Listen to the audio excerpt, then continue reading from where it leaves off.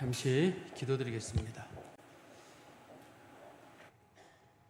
은혜가 풍성하신 하나님 아버지, 다들 분주한 가운데 있지만 저희들을 수요예배 자리로 이끌어 주시고 또 하나님 앞에 찬양과 또 기도를 올려드릴 수 있도록 도와주신 것 감사합니다. 하나님을 섬기는 것이 얼마나 소중한 일인지 저희가 많은 것들을 잃고 또 아프고 나면 깨닫는다는 사실을 저희들이 잘 알고 있습니다. 주께서 주신 날들을 소중히 여기게 하시고 때를 얻든지 못 얻든지 늘 주님 앞에 나오는 일에 힘쓰게 하시고 특별히 하나님 앞에 찬양을 올려드린 여정들을 기억하시고 그들 가운데 복 내려 주시옵소서. 예수 그리스도의 이름으로 기도하옵나이다. 아멘. 우리 오늘 읽었던 사무엘상 2장 23절부터 마지막 절까지 말씀을 통해서 다윗의 아내 아비가일이라고 하는 제목으로 하나님 말씀을 전하겠습니다. 원래 이 사무엘상 25장은 하나의 얘기로 되어 있는데 제가 이 말씀을 두 개로 나눴어요. 지난번 말씀하고 이번에 말씀으로 나눴습니다. 스토리는 이제 하나의 스토리로 되어 있는 거거든요. 다윗과 아비가일이 만나는 하나의 스토리인데요. 앞부분에 나와 있는 내용은 어떤 내용이 들었냐면 이제 다윗의 어떤 적극적인 지지자였던 사람이 사무엘입니다. 그런데 사무엘이 죽었습니다. 25장 1절에서 사무엘이 죽고 난 다음에 다윗이 더 이상 내가 유다 땅에 머무르긴 어렵다. 그러나 하나님께서 유다 땅을 떠나지는 말라고 했거든요. 그래서 자기가 유다 땅에 머물 수도 없고 떠날 수도 없어서 제일 아래에 유다 지역의 맨 아래 보면 이제 그 네게브라고 하는 지역이 있습니다. 여기 저 사막 지역 비슷한 지역이 있어요. 유다 지도에 보면 그쪽 지역을 성경에서는 바란 광야라고 부르거든요. 그래서 다윗이 거기 그 네게브라고 하는 지역에 하고 그 다음에 바란 광야라고 불려지는 지역, 성경적인 지명으로는 그걸 헤브론이라고 하는 지명이 있어요. 거기 가까운 곳에 가서 다윗하고 600명의 사람들이 함께 생활을 하고 있었는데 마침 거기 옆에 누군가가 목축하는 사람이 있었는데 그 사람의 이름이 나발이라고 하는 사람이에요. 그 사람이 누구의 집안 사람이냐면 여호수아와 갈렙 할 때 그 갈렙의 후손들입니다. 그러니까 갈렙의 후손들이라는 말은 갈렙이 여호수아에게 땅을 달라고 할 때 이 산지를 내게 주소서라고 했었거든요. 그게 헤브론 지역이에요. 헤브론하고 갈멜, 마온 그쪽 지역이거든요. 그래서 그게 갈렙이 그 자기가 믿음을 지킨 대가로 받은 땅이고 또 자기가 싸워서 얻어든 땅입니다. 그러니까 믿음이 좋은 갈렙의 후손들인 거예요. 그러니까 다윗이 생각하기를 저 정도 사람들이라 그러면 믿음 좋은 사람들이니까 내가 좀 부탁을 해도 되겠다. 근데 그때 마침 양털을 깎는 날이었기 때문에 다윗이 자기 부하 10명을 보내가지고 부탁을 했어요. 가서 내 이름을 대고 내가 이만저만 해서 그동안 당신의 양들을 돌봐주고 또 당신의 그 목동들도 내가 지켜주고 어려움 없도록 했다. 그거는 뭐 당신의 종들에게 물어보면 다 알 거다. 그런데 지금 내가 많이 배고프고 힘드니까 먹을 거 조금 좀 줄 수 있겠느냐 이렇게 부탁을 하고 먹을 것 좀 조금 얻어오너라 이렇게 이제 부탁을 했어요. 근데 그 얘기를 듣고 그 나발이라고 하는 사람이 뭐라 그랬냐면 요즘 뭐 임금을 배신하고 돌아다니는 놈이 있다는데 혹시 다윗이 그 놈인가요? 이러면서 슬쩍 조롱을 했어요. 그리고 나서 음식은 주지 않고 돌려보냈습니다. 그때 이제 다윗의 부하들이 다윗에게 돌아가가지고 그간의 사정들을 얘기를 했어요. 우리가 이래저래 얘기해서 말씀하시던 내용들을 다 얘기를 했는데 그 나발이라는 사람이 못 주겠답니다.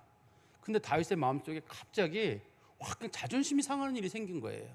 일단은 배가 고파요. 첫 번째는 배가 고프고 두 번째는 600명의 사람들이 같이 지금 이 남쪽 지방의 갈멜 바깥에 그 다윗과 그 사람들은 사람이 살지 않는 곳에 사는 겁니다. 원칙적으로는 지금 사울왕을 피해 도망가고 있는 거기 때문에 사람의 눈에 띄면 다윗이 죽게 돼요. 그렇기 때문에 다윗은 사람의 눈에 띄지 않는 곳에 최대한 숨어 살다 보니까 사람이 살지 않는 곳은 사람이 살 수 없는 곳입니다. 원칙적으로는. 그래서 사람이 안 사는 거잖아요. 그래서 다윗이 거기서 많이 배가 고픈 차에 이런 모욕까지 당하고 나니까 다윗의 마음속에 칼 준비해라. 그리고 400명의 사람들하고 함께 이 나발을 죽이러 또 출발을 했어요. 그때 다윗의 마음속에 내가 저 집에 있는 남자들은 반드시 죽인다. 내가 만약에 안 죽이면 하나님이 나한테 저주를 내려도 좋다. 이 정도로 다윗의 마음속에 분노가 생겼습니다. 그러면 다윗이 그 나발을 죽여도 되느냐? 안 됩니다. 자기를 모욕했다고 음식을 안 줬다고 죽이는 건 안 되는 일이죠. 안 되는 일입니다. 원칙적으로 안 되는 일인데 지금 다윗이 지금 이게 눈에 보이는 게 없는 거예요. 모욕을 당해가지고 그리고 자기 부하들이 얘기를 전했는데 자기 부하들의 마음도 이거 참으면 안 됩니다. 아니 음식 안 줬다고 누구를 왜 죽여요? 이거를 말도 안 되는 일이거든요. 근데 그때는 우리식 표현으로는 이성을 잃은 거예요. 다윗도 너무 많이 배가 고픈 데다가 그 사람이 자기를 모욕한 말의 수위가, 우리가 볼 때는 그렇게 수위가 셌나 싶은데 당시에 이런 말을 들었을 때 다윗이 견디기 어려울 정도의 모욕적인 표현이었나 봐요. 우리가 왜 그럴 때 있잖아요.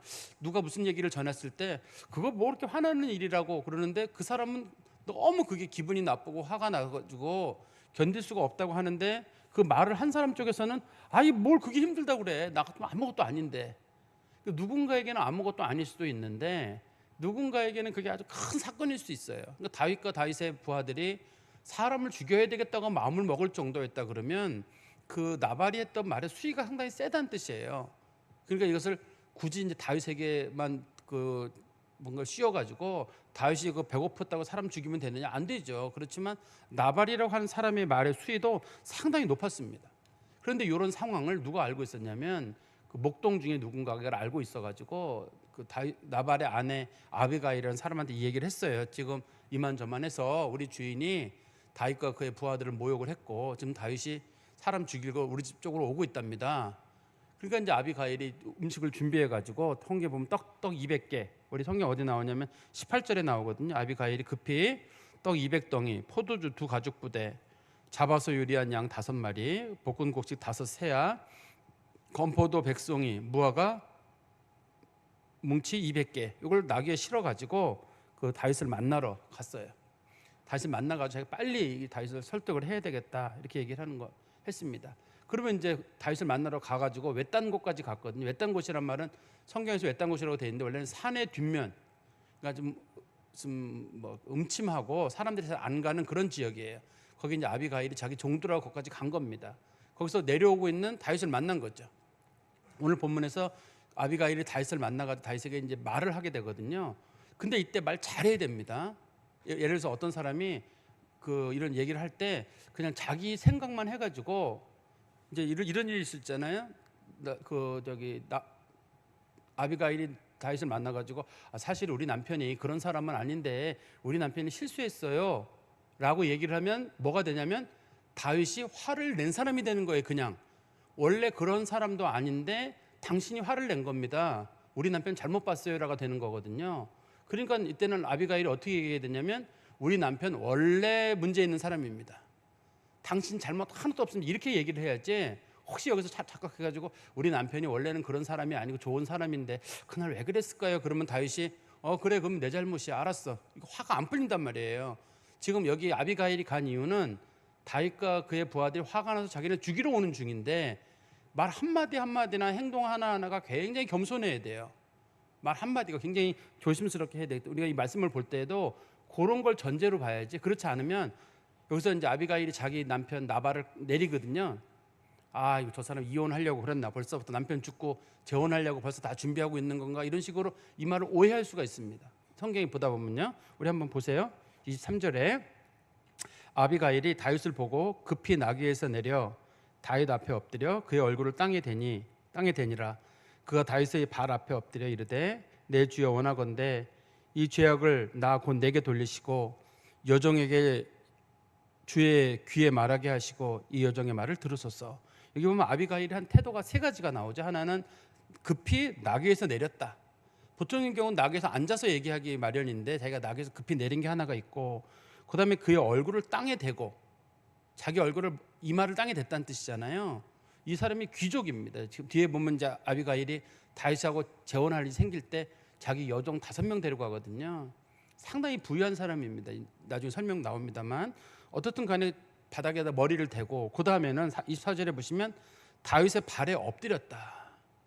이게 지금 최대한 지금 다윗 앞에 자기를 낮추는 겁니다. 그리고 나서 모든 책임은 자기에게 있다. 나발에게 있다고 책임을 지금 묻는 게 얘기를 하는 게 아니에요. 만약에 제가 거기 있었더라면 이런 일이 없었을 건데 제가 거기에 없었기 때문에 이런 일이 생겼다는 거예요. 이때 말을 잘해야죠. 우리 남편이 그 착각을 했나 보네요, 실수했나 보네, 뭐 이런 식으로 한 게 아니라 누가 손님이 왔으면 음식을 주거나 하는 건 여자의 몫이잖아요. 그러니까 그때 제가 했었어야 되는데 제가 생각이 짧았네요. 그래서 모든 책임을 지금 자기에게 돌리고 있습니다. 다시 한번 보세요. 24절에 내 주여 원하건대 이 죄악을 나 곧 내게 돌리시고 여종에게 주의 귀에 말하게 하시고 이 여종의 말을 들으소서. 모든 책임은 내게 있습니다. 이렇게 얘기하잖아요. 보통의 경우는 이 상황을 어떻게 여러분들 어떻게 하시겠어요? 아까 오시는 길에 내 남편 만나셨죠? 그 내 남편이 그렇게 이렇게 말했다 그러죠? 아, 그 남자 뭐 문제가 많아요. 이런 식으로 얘기해도 안 되고 여기서 음식을 주기 싫다고 한 건 나발이지만 이 아비가일은 책임을 자기에게 돌리는 거거든요. 내가 거기 있었으면 그렇지 않았을 텐데 제가 생각이 짧았습니다. 이렇게 얘기를 하는 거죠. 25절에 보십시오. 요나옵나니 내 주는 이 불량한 사람 나발을 개의치 마옵소서. 그의 이름이 그에게 적당하니 그의 이름이 나발이라. 그는 미련한 자니이다. 여종은 내 주께서 보내신 소년들을 보지 못하였나이다. 두 번째는 자기 남편에 대해서 얘기하기를 우리 남편의 이름이 나발인데 나발이란 말이 히브리어로 미련한 자란 뜻이에요. 근데 그의 부모가 그의 남편을 이름을 뭐 미련한 자라 이런 식으로 지지는 않았을 거예요. 아마 발음이 비슷한 언어 중에 나발이라는 말하고 비슷한 말이 있을 거예요. 히브리어예요. 그래서 이름이 아마 불리기를 나발이라는 이름으로 불렸을 것 같은데 우리도 왜 비슷한 이름으로 불리는데 실제로는 그 한자가 달라서 다른 뜻을 가진 경우 있잖아요. 그런 것처럼 부모가 지을 때 그런 뜻으로 짓지 저놈은 내가 꼭 어렸을 때부터 미련하니까 미련한 놈으로 살아라 이렇게 지지는 않을 거 아닙니까? 근데 이제 이 아비가일이 얘기하기를 다윗에게 우리 남편 미련한 놈입니다. 이름 보세요. 미련한 사람입니다. 뭘 기대하십니까? 이렇게 얘기를 한 거예요. 근데 그 제가 처음에 말씀드린 대로 이걸 오해하시는 분들은 저 사람이 자기 남편을 홀대하는구나, 함부로 대하는구나, 남 앞에서 어떻게 저렇게 자기 남편을 저렇게 내릴 수 있을까? 보통의 경우라면 우리 남편이 그런 사람은 아니다. 원래는 괜찮은 사람인데 오늘 무슨 실수를 했다. 이렇게 얘기를 할 거 아니에요. 그러면 그게 뭐가 되냐면 다윗의 입장에서는 그러면 내가 사람을 잘못 본 거였네요. 내 잘못도 부분적으로 있다. 이렇게 얘기가 나와야 되는 거거든요. 지금 여기서는 아비가일은 다윗의 실수를 지적하거나 다윗에게 사과를 받으려고 하거나 그런 게 아니거든요. 지금 생명이 오가는 문제인 겁니다. 지금 생명이 오가는 문제에서는 최대한 낮추는 문제이기 때문에 실제로는 여기 자기 남편을 낮출 의사가 전혀 없습니다. 여기서는 아비가일은 자기 남편을 존경해요. 실제로는 존경하는 사람이고 좋은 사람인데 다윗 앞에서 자기 남편을 깔아내려가지고 다윗의 마음을 돌리는 데 목적이 있는 거예요. 이거를요. 그리고 어떤 분은 제가 이걸 보니까 이렇게 자기 남편을 잘 보고 자기 남편의 잘못 딱딱 지적할 줄 알아야 된다고 누가 말씀하시는 걸 제가 본 적 있어요. 누군가가 설교할 때 아비가일이 자기 남편이 부족한 걸 탁탁 지적을 했다 그러는데 여자가 지적할 줄 알고 뭐 이래야 된다는데 그런 뜻 아닙니다. 그러니까 자기 남편을 내리는 게 좋은 건 아니에요. 여기서는 그냥 표현만 그렇게 하는 겁니다. 다윗의 마음을 돌리려고 하는 게 이제 목적이기 때문에 그렇죠. 다시 우리 한번 보십시오. 25절 끝에 보시면 여종은 내 주에 보내신 소년들을 보지 못하였나이다. 제가 소년들을 못 봤어요. 제가 봤으면 그렇지 않았을 텐데 그러니까 책임이 저한테 있고 또 남편 관리도 못한 것도 저한테 있고 그 사람들 못 만난 것도 내가 부지런했으면 그 사람들 봤었어야 되는데 그걸 못 본 책임도 저에게 있고 26절입니다. 내 주여 여호와께서 살아계심을 두고 맹세하노니 다윗을 주라고 부를 만한 위치에 있지 않습니다. 지금 상당히 높은 용어를 쓰는 것뿐이에요. 다윗에 대해서 여호와의 살아계심을 두고 맹세하노니 내 주도 살아계시거니와 내 주의 손으로 피를 흘려 친히 보복하시는 일을 여호와께서 막으셨으니 내 주의 원수들과 내 주를 해하려 하는 자들은 나발과 같이 되기를 원하나이다. 하나님도 살아계시고 저는 당신도 그만한 능력이 있다고 믿습니다. 하나님 위대하신 분이시고 난 당신도 상당히 위대한 사람이라고 믿는다. 살아계시다는 말의 뜻은 당신 대단한 사람이라는 뜻이거든요. 난 당신 대단한 사람인 거 알고 있는데 그렇지만 당신 이런 손에 피 묻히는 일을 하지 말라는 거예요. 당신 큰일 할 사람이 왜 손에 피 묻히십니까? 지금 이 아비가일이 사실 다윗을 잘 모릅니다. 원칙적으로는 나발은 다윗을 알아요. 어느 정도 알 수 있을 거 남자이기 때문에 알지만 아비가일은 다윗을 잘 모릅니다. 지금 다윗에게 최대한 지금 립 서비스를 하는 거예요. 마치 여기서 보면 아비가일이 무슨 선지자 같아가지고 당신은 하나님이 쓰실 사람입니다. 당신은 위대한 왕이 될 것이고 당신의 가문은 영원히 계속될 것이고 그런 칭찬을 하는 거거든요. 아비가일이 그런 거 몰라요. 지금은. 그렇지만 최대한 이 사람을 높이는 겁니다. 이거를. 근데 물론 여기서는 하나님의 감동이 있어서 아비가일의 말이 다 맞아요. 실제적으로는 다 맞게 적용되도록 하나님이 하시지만 실제로는 뭐 아비가일이 뭐 알아서 했다고 보기는 어렵습니다. 그리고 우리 26절의 끝에 보시면 주의 원수들과 내 주를 헤아려 하는 자들은 나발과 같이 되기를 원한다. 그래서 나발과 같이 된다는 말은 미련하게 된다는 뜻이죠. 나발이 미련하다는 뜻이니까 이름이요. 27절입니다. 여종이 내 주께 가져온 이 예물을 내 주를 따르는 이 소년들에게 주게 하시고, 자기가 이제 예물을 가져왔는데 이 예물을 받으시고 좀 마음을 풀어달라. 지금 다윗과 그의 부하들은 화가 난 이유는 배고파서 그런 거거든요. 근데 여기서 아비가일이 아무리 좋은 말을 하면 뭐래요? 음식을 주지 않으면은. 아비가일이 지금 이 상황을 파악을 한 거거든요. 음식이 부족해서 이런 문제가 생긴 거구나. 내가 음식을 갖다 주고 얘기를 하면 얘기가 되겠구나. 만약에 어떤 사람이 정말 배가 고파가지고 막 짜증이 나고 있는데 말을 계속 이어가는 거예요. 그런 것보다는 밥 한 끼 먹고 얘기를 편안하게 풀면 되는데 그냥 굳이랑 할 얘기 다 하는 거예요. 그 사람은 배가 고파고 짜증이 나 있는데, 그러면 그 사람하고 하는 얘기는 뭐든지 안 좋은 얘기가 될 거예요. 다윗도 그럴 거거든요. 아, 그만해라, 배고파 죽겠다, 이렇게 할 거니까 아비가일이 자기가 이제 음식을 많이 준비했는데 이 음식은 제가 선물로 드리는 겁니다. 이건 받으십시오 하고 이제 그 다윗의 마음을 푸는 거죠. 이것도 그 아비가일이 가지고 있는 지혜예요. 28절에 보십시오. 주의 여종의 허물을 용서하여 주옵소서. 여호와께서 반드시 내 주를 위하여 든든한 집을 세우시리니, 자기가 잘못했다고 자기 허물을 용서해 달라고 말하고 있습니다. 자기 허물을 용서해 달라. 당신의 잘못은 전혀 없다. 모든 잘못은 자기한테 있다. 당신이 여기까지 오고 뭐 한 것도 사실은 지금 다윗하고 부하들이 잘못한 거거든요. 자기는 음식 안 줬다고 사람 죽이러 오는 건 안 되는 일입니다, 원칙적으로는. 그렇지만 이 동기를 제공한 것은 저다. 제가 동기를 제공해서 미안합니다라고 얘기한 다음에 내 주를 위하여 하나님께서 든든한 집을 세우신다. 성경에서 집을 세운다는 말의 뜻은 가문을 세운다는 뜻이에요. 우리 그 사무엘하 7장에 가면은, 사무엘하 7장에 갔을 때 그 다윗이 성전을 건축하고 싶은 소망이 있었거든요. 그래서 선지자 나단에게 얘기하기를 내가 성전을 좀 건축했으면 좋겠다라고 하니까 하나님께서 나단을 통해서 말씀하시기를 성전 짓지 마라. 다윗은 성전 짓을 수 없다. 네가 피를 너무 많이 흘렸고 네 아들에게 성전을 세우게 하겠다. 그러면서 하나님께서 하시는 말씀이, 네가 내 집을 세우겠느냐? 내가 네 집을 세우리라. 이렇게 말씀하셨어요. 네가 내 집을, 성전을 지은다고 얘기를 했느냐? 내가 네 집을 세우겠다. 너의 가문을 세워주겠다는 뜻이에요. 성경에서 왕가를 세워준다는 뜻이에요. 왕가가 끊이지 아니하도록 끝까지 너를 도와주겠다, 그런 뜻이거든요. 그때 하나님께서 다윗에게 왜 감동을 했냐면, 하나님 나단을 통해 하신 말씀이 있어요. 이스라엘 백성이 출애굽한 이래로 지금까지, 그러니까 모세부터 시작해가지고 다윗까지가 한 440년쯤 되거든요. 연수로 440년 정도 되는데, 그 사이에 누구도 하나님이 좋은 건물에 머물러야 된다고 생각한 적이 없어요. 전부 사람들은 하나님은 장막에 있어야 되는 줄 알았어요. 하나님도 한마디 말도 안 했어요. 그 중에 뭐 모세도 있었고 또 사무엘도 있었고 위대한 사사들도 있었잖아요. 그렇지만 그 사람들 누구도 나는 좋은 집에 살아도 하나님은 그냥 장막에 있어야 되는 줄 알았어요.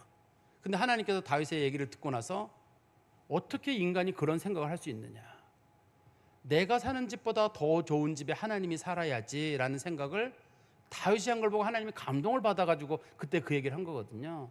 그래서 사람들이 왜 미국에 갔던 청교도들에 대한 칭찬할 때도 그런 얘기 하죠.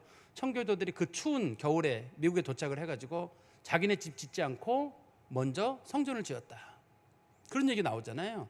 우리 학개서에도 보면 그런 비슷한 얘기가 있어요. 학개서에도 보면은 하나님께서 이스라엘 백성들에게 꾸중하실 때 너희 집은 좋은 거로 잘 짓고 하나님의 집은 무너져도 좋다는 말이냐, 그런 게 성경에 기록이 돼 있어요. 빨리 가서 산에 가서 나무에다가 빨리 하나님의 성전 건축 마무리해라. 그건 이제 이스라엘 백성들 포로 이후에 관련된 사건이거든요. 돌아와가지고 바벨론에서 번 돈 가지고 성전 자기네 집 좋은 거 잘 줬어요. 근데 하나님의 성전은 막 금이 가고 문이 부서지고 나무가 막 하는데도 신경 하나 안 썼거든요. 하나님께서 너희들이 인간이냐? 니들 집은 좋아도 되고 하나님의 집은 그래도 되느냐? 그러니까 다윗이라는 사람에 대한 하나님의 생각이 다르죠. 그럼 다윗이 왜 그러냐면, 하나님께서 감동하셔서 사무엘하 7장에 보면 나와요. 하나님이 감동하셔가지고 어떻게 그런 생각을 했냐는 거예요. 한 번도 하나님은 장막 외에 내 집을 지어달라는 말을 한 적도 없고, 누군가가 감동받는 사람이 한 사람이 나타날 줄 알았는데 그 사람이 다윗인 거잖아요. 하나님이 그에게 내가 내 집을 세우겠다 할 때 내 가문이 대대로, 그래서 그 가문을 통해서 메시아가 태어나게 되죠. 내가 내 가문을 대대로 세우리라는 하나님의 약속이 다윗을 통해서 이루어지게 됩니다. 그리고 우리 다시 성경 말씀 28절에 보시면 내 주께서 여호와의 싸움을 싸우시며 내 주의 일생에 내 주에게서 악한 일을 찾을 수 없음이니이다. 지금 나발은 원래 다윗에 대해서 뭐라 그랬냐면 주인을 배신하고 지금 도망 다닌다 이런 식으로 얘기를 했어요. 그런데 아비가일은 다윗을 뭐라 불렀냐면 당신 지금 하나님 때문에 고난 당하는 겁니다라고 얘기를 했어요. 지금 당신이 도망 다니는 건 지금 하나님의 싸움 때문에, 하나님이 당신을 세우시려고 하시는 그런 과정 때문에 당신이 고난을 겪는 것이다. 그래서 다윗의 마음에 큰 위로가 되겠죠, 이런 말들이. 왜냐하면 다윗이 지금 벌써 10몇 년째 도망 다니고 있거든요. 사람들은 전부 다 다윗을 배신했다, 다윗이 쿠데타를 일으키려고 한다, 이런 식으로 다윗을 전부 다 몰아가고 있는 시점이에요. 그런 시점인데 이 아비가일이라는 여자가 나타나가지고 당신 많이 힘드시죠? 하나님이 할 땐 다 힘이 듭니다. 나는 당신이 고난 겪는 것이 하나님께서 당신을 통해서 이 나라를 세우려고 하신다는 거 알고 있습니다. 잘 참으십시오. 이게 이 사람이 뭘 알고 있든 모르고 있든 간에 떠나서라도 그 아비가일이 던진 말이 다윗에게 큰 위로가 됐던 건 분명해요. 그렇기 때문에 나중에 다윗이 아비가일을 꼭 아내로 삼아야 되겠다, 그런 마음이 그에게 있었던 것 같습니다. 그러면서 하는 말이 우리 28절 끝에 보시면 내 주에게서 악한 일을 찾을 수 없음이니이다. 사실 당신 하나도 잘못 없다는 건 알고 있다. 지금은 다윗이 쿠데타를 일으킨다고 해가지고 소위 내란을 일으켰다고 해서 지금 도망 다니고 있는 중이거든요. 근데 아비가일이 당신 잘못 하나도 없다는 거 알고 있다, 이렇게 얘기를 했습니다. 29절에 사람이 일어나서 내 주를 쫓아 내 주의 생명을 찾을지라도 내 주의 생명은 내 주의 하나님 여호와와 함께 생명 싸개 속에 쌓였을 것이요 내 주의 원수들의 생명은 몰매로 던지듯 여호와께서 그것을 던지시리이다. 여기 생명 싸개란 말은 아이들 뭐 포대기나 그런 것처럼 저희 그 아이들 이렇게 뭐 요람 같은 거 있잖아요. 그런 걸 부르는 말이거든요. 당신은 하나님이 끝까지 보호하십니다. 그러나 당신을 해하려고 하는 사람들은 반드시 하나님께서 보복하실 것입니다. 이 말은 무슨 말이냐면 당신이 나발 죽이려고 하지 마시고 보복하려고 하지 마세요. 향후 어떤 일이 있더라도 다윗이 이 뒤에 또 사울 죽일 일이 또 생기거든요. 지난번에 동굴에 숨었을 때 더 좋은 기회가 또 와요. 오는데도 다윗이 절대 사울을 안 죽여요. 이 지금 아비가일이 한 얘기 때문에 그래요. 당신 보복하지 마십시오. 하나님께서 반드시 갚아주실 것입니다. 하나님의 손에 맡기십시오. 지금 만약에 당신이 나발을 죽이고 싶다, 나발을 죽이는 게 하나님의 뜻이라면 하나님이 나발을 죽이실 것이니까 그냥 당신 계세요. 당신 손에 피 묻히지 말라는 뜻이죠. 우리가 잘 아는 성경 말씀 로마서 12장에 보도 그런 표현이 있습니다. 아마 여러분 잘 아실 것 같은데요. 로마서 12장 9절에서 19절에서 21절에 보시면 로마서 12장 19절 21절입니다. 내 사랑하는 자들아 너희가 친히 원수를 갚지 말고 하나님의 진노하심에 맡기라. 기록되었을 때 원수 갚는 것이 내게 있으니 내가 갚으리라고 주께서 말씀하시니라. 내 원수가 줄이거든 먹이고 목마르거든 마시게 하라. 그리함으로 내가 숯불을 그 머리에 쌓아 놓으리라. 악에게 지지 말고 선으로 악을 이기라. 숯불을 머리에 쌓아 놓는다는 말은 옛날 이스라엘 전통에 누군가가 누구에게 아주 미안한 일이 있으면 사과할 때 머리에 숯을 이고 와가지고 뜨거운 숯을 이고 와가지고 부끄러워서 제가 잘못했어요 라고 사과할 때 머리에 숯을 이고 오는 일이 있었거든요. 그런 전통을 여기 보여주고 있는 거예요. 네가 용서하는 게 최고 좋은 방법이다. 근데 일반적으로 심리학에서는 사람의 마음의 병을 치료하는 가장 좋은 방법은 보복이에요. 원래 가장 좋은 방법이 보복입니다. 누가 나한테 해코지했다 참잖아요. 사실 그게 병이 돼요. 그거 보복하잖아요. 병이 없어집니다. 금방. 억울한 거를요 보복하면 다 없어져요. 그런데 문제는 보복을 하면 또 보복을 낳아요.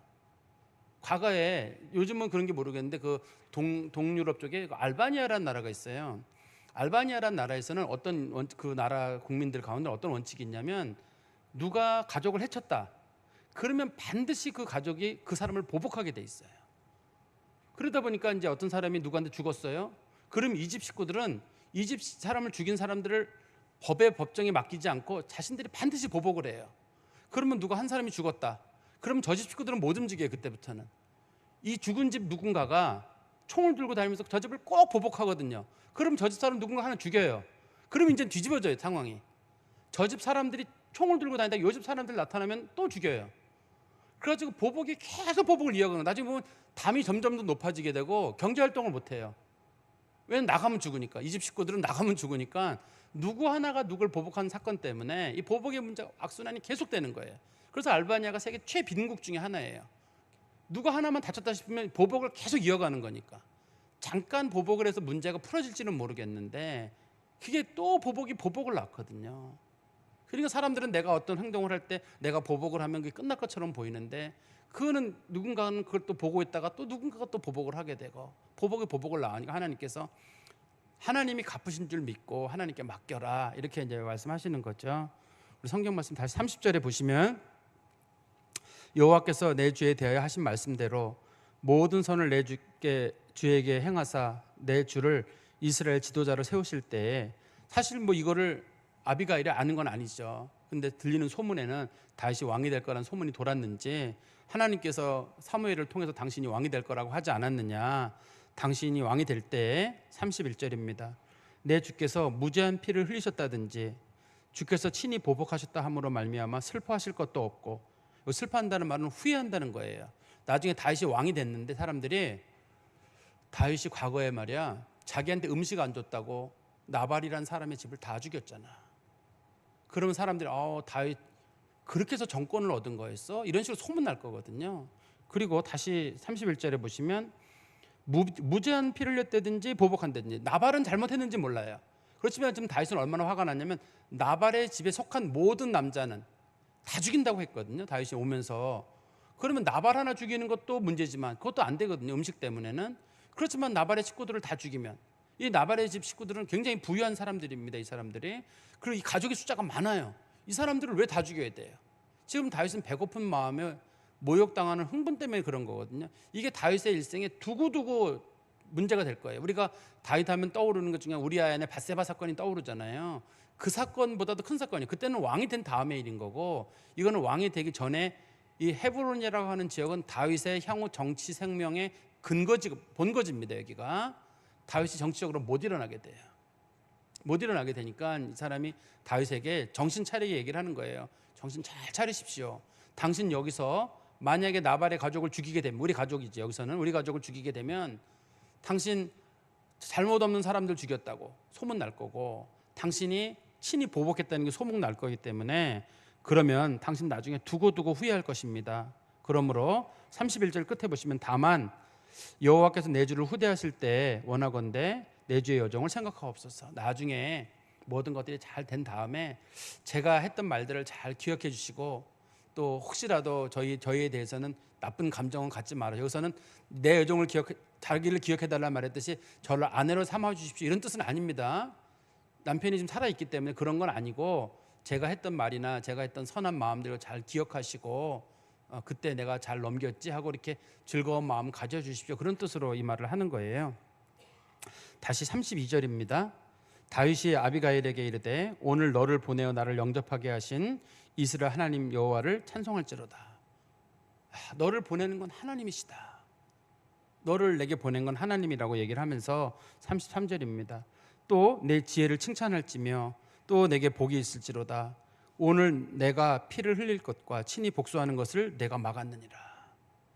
당신 참 지혜로운 여자다. 당신 복받는 여자다.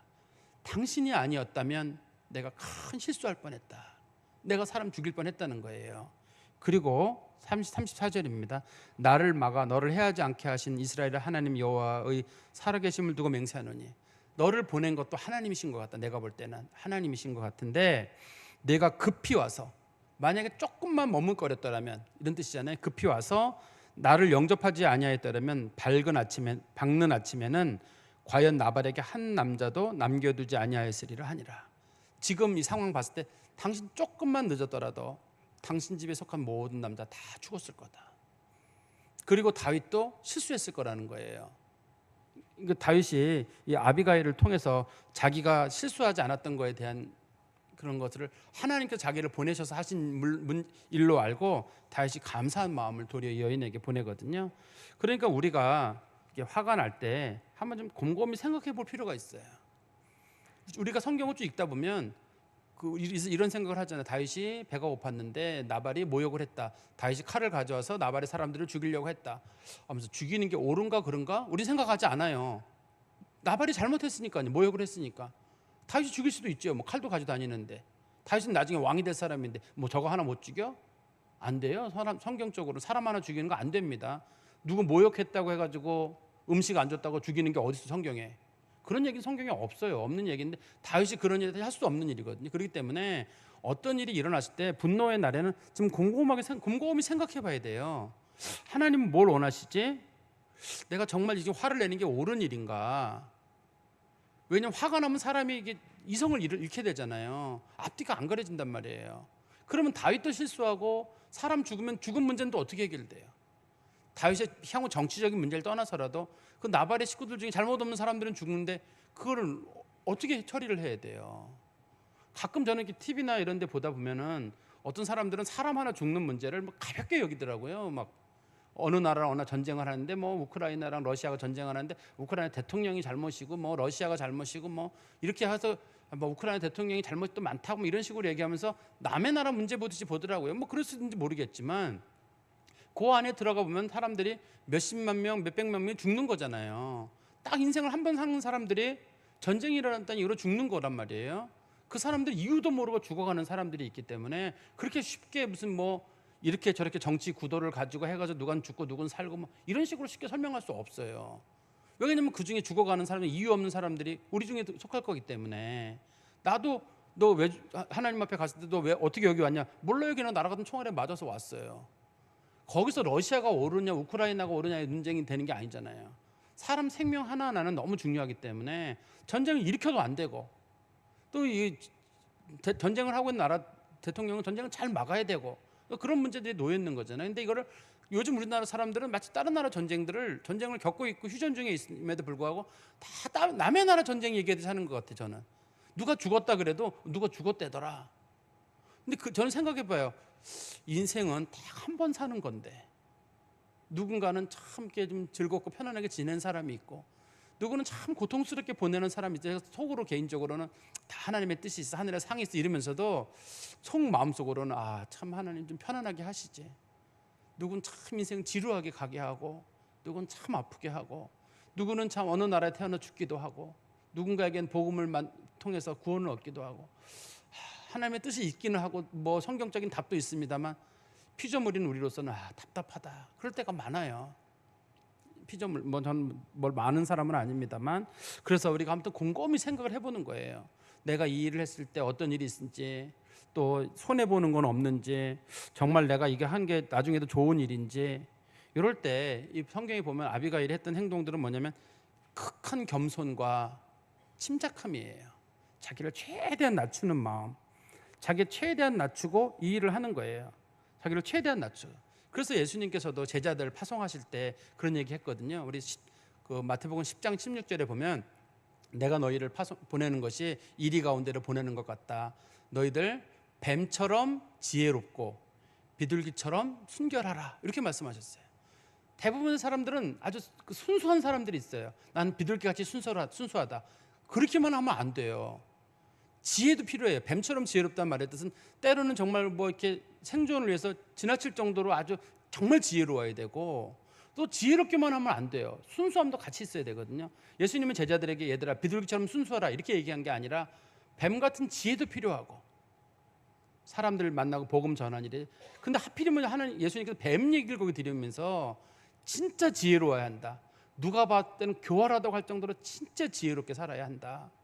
지금 이 아비가일이 하는 말들은 립서비스거든요. 립서비스 때문에 굉장히 옆에서 보는 사람들이 아이고 야 닭살 돋는다. 저 여자 어떻게 저렇게까지 남의 남자 앞에서 머리 숙이고 앉아가지고 뭐 당신이 왕이 되실 것이고 집이 어쩌고 이럴 거예요. 사람들 옆에서 지켜보는 사람들은 종들도 야 우리 정말 여주인 너무하다. 저렇게까지 하면서 남편 깔아내려가지고 뭘 좋을 일 있다고 저러나 이럴지도 모르겠는데 이 여자가 보이는 태도가 상당히 겸손하고 지혜로운 태도거든요. 여기서는 뱀같이 지혜로운 면이 있는 거죠. 뱀같이 지혜를 활용한다고 보시면 될 것 같아요. 우리 35절의 끝에 보시면 다윗이 그가 가져온 것을 그의 손에서 받고 그에게 이르되 내 집으로 평안히 올라가라. 내가 내 말을 듣고 내 청을 허락하노라. 그냥 듣고 허락하는 게 아니라 음식물을 딱 받잖아요. 음식물을 받거든요. 지금 꼭 필요했거든요. 이거 음식 딱 받아가지고 돌아가면서 내가 원하는 대로 하겠다라고 얘기를 했습니다. 36절에 아비가일이 나발에게 돌아오니, 이제 그날이 마침 그 다윗과 부하들이 모욕을 당한 그날이에요. 집에 돌아오는데 이때가 마침 양털 깎는 그 시기잖아요. 그러다 보니까 먹을 것이 많은 시기입니다. 그때 돌아와 보니까 그가 왕의 잔치와 같은 잔치를 그의 집에 배설하고 크게 취하여 마음의 기뻐함으로 아비가일이 밝는 아침까지는 아무 말도 하지 아니하다가 집에 와보니까 남편이 음식 잘 차려놓고 사람들하고 먹고 있는 거예요. 포도주에 취해 있으니까. 여기서 무슨 얘기를 해요? 모르겠어. 급한 사람이라 그러면 당신 집에 무슨 일이 있을 뻔했는지 아냐, 정신 차려라. 지금 말이야 다윗이 당신을 죽이려고 했는데 내가 겨우 막았다, 막 이런 식으로 남편을 막 다그치는 사람이 있을지 모르겠어요. 왜냐면 집에 와서 남편이 술 먹고 해롱해롱 하고 있는데, 그렇지만 부인 입장에서는 상황을 알잖아요. 당신 죽을 뻔했다. 여기서 이 술 취한 사람한테 죽을 뻔했다는 얘기가 들리겠어요? 뭐 들리겠어요? 아비가일이 지혜가 있는 사람인 거예요. 그 다음날 아침에 37절입니다. 나발이 포도주에서 깬 후에 그의 아내가 그에게 일어난 이 일을 말하며 그가 낙심하여 몸이 돌과 같이 되었더니, 이 낙담하여 몸이 돌과 같이 되었다라는 말의 뜻에 여러분 성경책에 일자가 써 있잖아요. 조그맣게 해요. 노안 있는 분들은 안 보이고요. 노안 없는 분들 보이는데, 일의 앞에 낙담하다는 말에 일이 써 있는데 거기 보면 마음이 죽어 이렇게 돼 있어요. 마음이 죽어. 히브리어의 원래 뜻은 마음이 죽었다 이렇게 돼 있는데 그걸 우리나라 말로 의역을 해가지고 낙담했다 이렇게 번역을 한 거예요. 그의 마음이 죽었다. 그래서 어떤 사람들은 이거를 마음이 죽었으니까 심장마비가 왔나라고 보기 쉬운데, 여기 보면 몸이 돌과 같이 되었다라는 말을 해서 많은 학자들이 이게 풍이 왔을 거로 봅니다. 이게 충격을 받아가지고 풍이 와가지고 36절입니다. 한 열흘 후에 풍이 와서 누워 있다가 한 열흘 후에 여호와께서 나발을 치심에 그가 죽으니라. 하나님께서 이 나발을 죽이신 목적이 뭐냐면, 하나님은 다윗과 하나님을 하나로 지금 보신 거예요. 하나님께서 다윗에게 기름을 부을 때 다윗과 하나님을 하나로 보셔가지고 다윗을 모욕하는 사람은 하나님을 모욕한 거로 보는 거고, 또 다윗도 마찬가지예요. 다윗도 전쟁을 할 때 누군가가 하나님을 모욕한다, 그럼 자기를 모욕하는 거로 본 거예요. 우리가 다윗이 골리앗을 죽인 이유가 뭔가요? 너가 살아계신 만군의 주 여호와 하나님을 모욕했느냐, 하나님을 모욕하는 자를 나는 못 참겠다는 거예요. 이게 거룩한 분노인 거예요. 그래서 다윗이 거룩한 분노로 가지고 이 돌멩이를 던져가지고 물맷돌을 돌려가지고 골리앗을 잡았듯이, 이번에서도 하나님께서 다윗에 당한 그 모욕을 자기가 당한 거로 보신 거예요. 그래서 다윗은 이 하나님께서 자기가 함께 하신다는 사실을 알게 됐고, 하나님께서 거룩한 분노로 자기를 도와준다는 걸 알게 됐거든요. 그러니까 우리 그리스도인들도 기억할 게 있어요. 그러니까 하나님 사랑하시는 사람들 함부로 대하지 마는 거. 물론 여기서는 다윗같이 기름 부은 사람들, 목회자들이나 특별한 사람들도 있겠지만, 그게 아니라 할지라도 우리 성도들은 다 하나님 성령의 기름 부음 받은 사람들이잖아요. 하나님이 사랑하는 사람들을 함부로 대하는 건 결국 하나님을 함부로 대하는 거예요. 함부로 대하지 마시고, 또 두 번째는 그리스도인들은 하나님의 분노를 가지고 있어야 돼요. 거룩한 분노라는 게 있어요. 저 얘기를 들었을 때 하나님이 얼마나 화가 나실까. 이걸 거룩한 분노라고 합니다. 우리 그 성경이 어디에 나오냐면 민수기서 25장에 보면 이스라엘 백성들이 시딤 계곡에 있을 때 당시에 모압 사람들하고 어떤 성적인 그런 타락 문제가 있었어요. 그러면서 이스라엘 사람들이 모압 신을 섬기는 쪽으로 가고 있었거든요. 그때 그 비느하스라고 하는 아론의 손자가 창을 들어가지고 고스비랑 시므리를 죽인 사건이 있었어요. 그때 사람들은 시므리에게 어떻게 아무리 당신이 제사장 집안이라 할지라도 그렇게 잔인하게 할 수 있느냐 할 때 하나님께서 만약에 이 비느하스가 하나님의 거룩한 분노를 가지고 저 두 사람을 죽이지 않았더라면 이스라엘 백성들 다 죽을 뻔했다, 이런 얘기를 하셨어요. 그때 비느하스의 마음속에 있는 것은 거룩한 분노예요. 지금 우리가 영적으로 이렇게 타락하고 우리가 하나님 중심으로 하지 않으면 이거 하나님 못 참으실 일인데, 하나님 못 참으실 일은 나도 못 참아야 되는 거예요. 이걸 거룩한 분노라고 하거든요. 우리도 우리 주변에 일어나는 일을 봤을 때, 요즘 이제 우리 그 나라의 문제를 놓고 볼 때도 기독교인들 간에 의견이 갈라지잖아요. 어떤 분들은 목회자들이 이렇게 어려움에 처하게 되고 또 기독교가 약간 압박을 당할 때 야 이건 하나님의 눈으로 봐서 안 되는 일이다 생각하는 분이 있고 뭐 안 돼 그 목회자들이 잘못하면 당할 수도 있는 거지 뭐 왜 그렇게 그 나라에 저항을 해 그건 옳지 않아. 그 나라에 저항하는 건 뭐 목사님 나쁜 분이라 이렇게 몰아가시는 분들이 있단 말이에요. 그때 여러분들의 마음속을 잘 보세요. 하나님은 이 상황에 어떠한 마음이실까?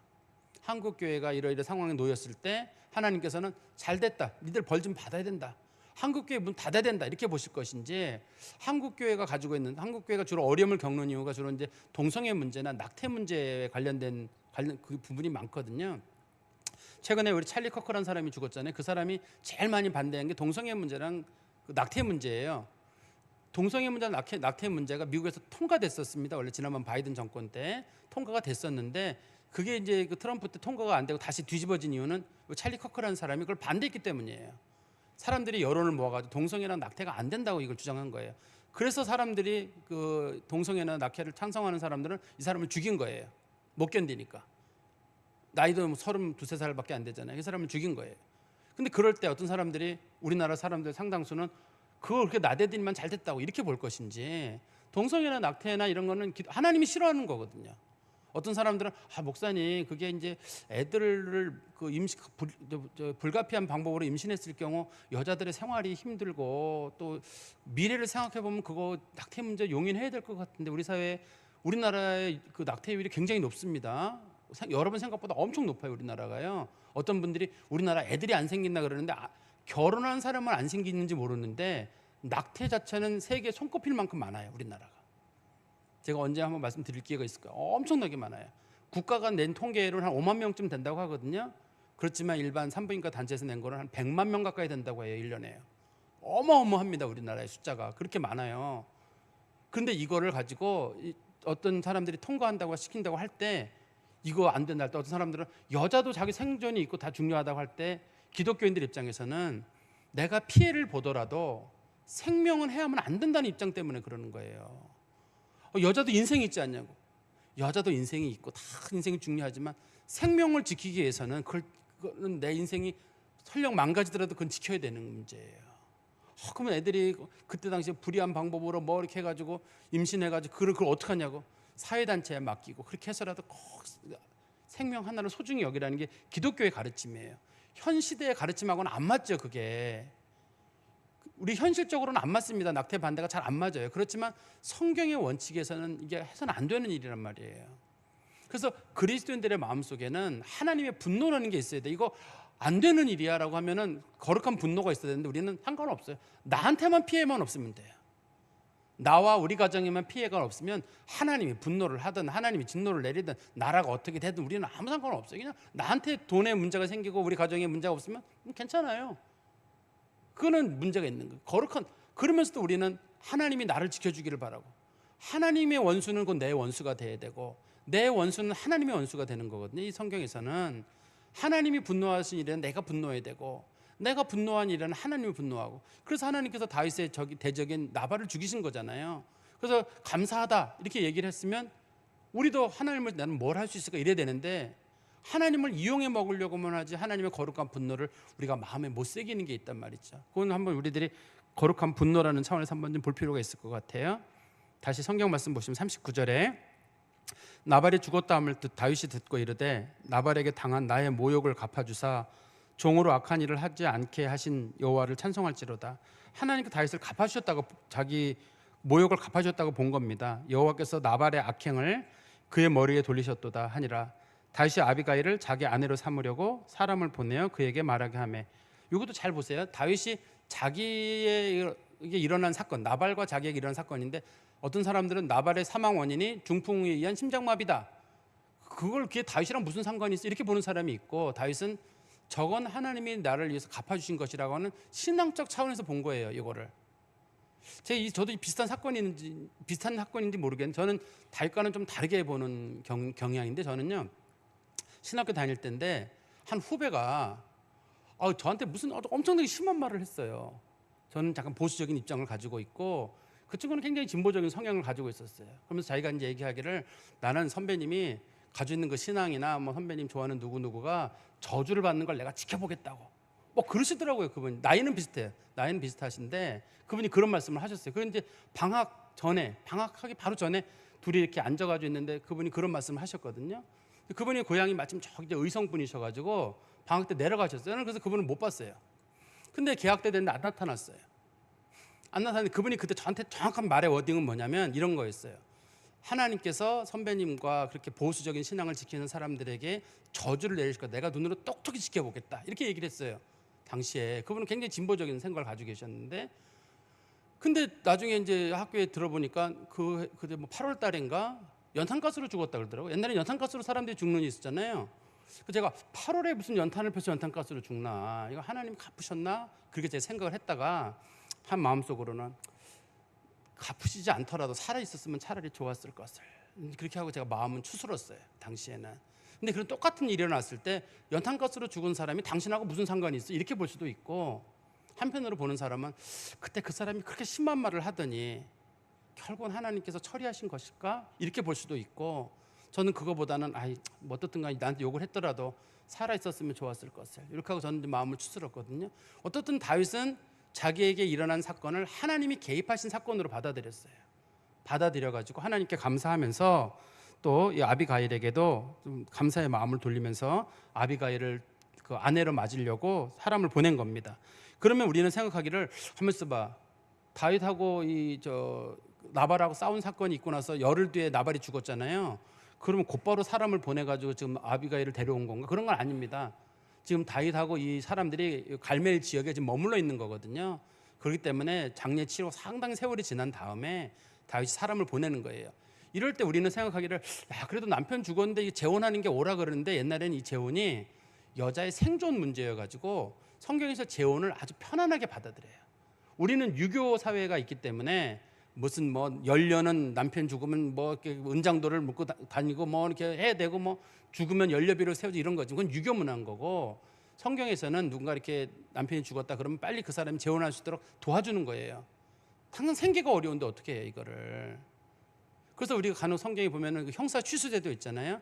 우리 사람들이 계대 결혼이라고 잘못 알고 있는 거, 형이 죽으면 뭐 동생이랑 결혼하고, 그것도 우리 현실적으로는 잘 안 맞는 거죠. 근데 그 소위 형사 취수 제도를 두는 이유도 여자의 생존권을 보호하기 위해서예요.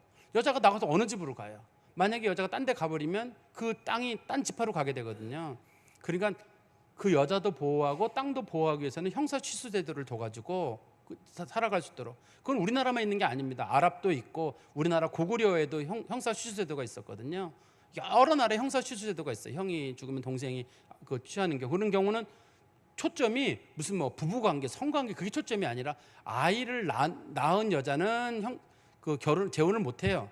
성경에서는 원칙적으로 아이를 낳으면 못 하고, 아이를 낳지 않은 여자를 예를 든 겁니다. 이게 아비가일이 아이가 없는 사람인 거예요. 아이가 있으면 그 사람은 아이와 함께 그 땅에 살아야 되거든요. 근데 아이가 없는 경우를 예를 든 겁니다. 아비가일이 자식이 없다는 뜻이에요. 40절입니다.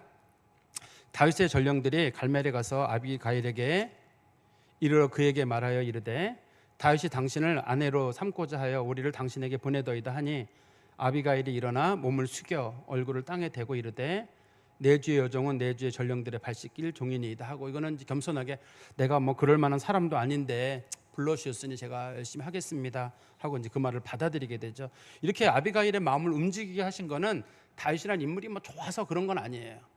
내가 다윗이 위대한 인물이니까 저 사람이 부인 되면 나올까? 다윗이 뒤에 보시면 나중에 역대 상에 보면 다윗이 요 지역에서 헤브론에서 살아있는 동안에 결혼을 6번 해요. 다윗이. 그러니까 여기서 누구랑 결혼했다는 게 뭐 저 사람 인생 피고 뭐 그런 거랑 전혀 상관이 없다는 것만 좀 염두에 두시면 돼요. 그리고 우리 성경을 다시 보시죠. 42절에 아비가일이 급히 일어나서 나귀를 타고 그를 뒤따르는 처녀 5과 함께, 여종들이에요. 다윗의 전령들을 따라가서 다윗의 아내가 되니라. 그러니까 이 여자가 생활이 좀 넉넉했던 사람이잖아요. 넉넉했던 사람입니다. 그리고 43절에 다윗이 또 이스라엘 아히노암, 여기서 이스라엘이라는 지명이 성경에 여러 군데가 있습니다. 그런데 지금 다윗이 있는 곳이 갈멜이랑 마온 지역, 헤브론 지역이기 때문에 여기서 말하는 이스라엘은 그쪽 지역이에요. 이스라엘 여자 아히노암을 아내로 맞았더니 그들 두 사람이 그의 아내가 되니라. 그러면 도대체 누가 본부인이고 누가 둘째 부인이냐? 성경에 보면 나옵니다. 우리 한번 보세요. 역대상 3장 1절에 보세요. 역대상 3장 1절부터 4절에 보시면 다윗이 헤브론에서 낳은 아들들은 이러하니 맏아들은 암논이라 이스라엘 여인 아히노함의 소생이요 둘째는 다니엘이라 갈멜 여인 아비가일의 소생이요 셋째는 압살롬이라 구스랑 달메의 딸 마아가의 아들이요 넷째는 아도니아라 학기스의 아들이요 다섯째는 스바데아라 아비달의 소생이요 여섯째는 이드르암이라 다윗의 아내 에글라의 소생이니 이 여섯은 헤브론에서 나왔더라. 다윗이 거기서 7년 6개월을 다스렸고 또 예루살렘에서 33년을 다스렸습니다. 항상 어디든지 간에 아히노함이 먼저 나와요. 암논이 큰아들이었을 뿐만 아니라 이 아히노함이 첫 번째 부인이에요. 아히노함이 첫 번째 부인이고 어디든지 항상 먼저 나옵니다. 두 번째가 이 아비가일이 두 번째예요. 그러면 원래 부인이었던 사람 미갈이 있잖아요.